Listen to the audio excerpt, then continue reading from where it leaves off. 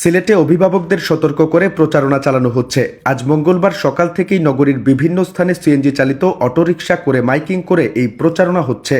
খোঁজ নিয়ে জানা গেছে, সিলেটের সচেতন অভিভাবক সমাজের কথা উল্লেখ করে মাইকিংয়ে জানানো হচ্ছে 31st নাইট নামের অপ্রয়োজনীয় উৎসব উন্মাদনা থেকে দূরে থাকুন। উদযাপনের আড়ালে খুন ও ধর্ষণের মতো ভয়ঙ্কর সব ঘটনা ঘটে। আপনার সন্তানদের এই ধরনের অপ্রীতিকর পরিবেশ থেকে, সম্ভ্রমহানি থেকে দূরে রাখুন। তাদের সঠিকভাবে নির্দেশনা দিন। পরিবারের সাথে সময় কাটানোর গুরুত্ব বোঝান। বিশেষত 31 তারিখ বিকেল থেকে সারা রাত তাদেরকে ঘরের ভেতর আগলে রাখুন।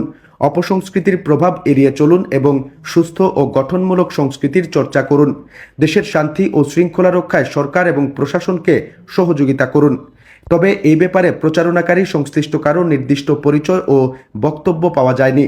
এদিকে 31 ডিসেম্বর দিবাগত রাতে 31st নাইট উদযাপন করতে গিয়ে কোনো বিশৃঙ্খলা সৃষ্টি না করার আহ্বান জানিয়ে নিষেধাজ্ঞা জারি করেছে সিলেট মেট্রোপলিটন পুলিশ।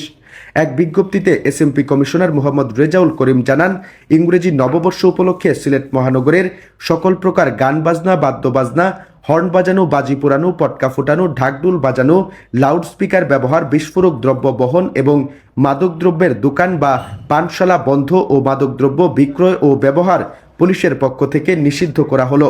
এই নির্দেশনা মঙ্গলবার সন্ধ্যা 6টা থেকে পরদিন সন্ধ্যা 6টা পর্যন্ত সিলেট মহানগরের সব এলাকার জন্য প্রযোজ্য। কেউ আইন অমান্য করলে তার বিরুদ্ধে যথাযথ আইনানুগ ব্যবস্থা গ্রহণ করা হবে বলে জানান এসএমপি কমিশনার।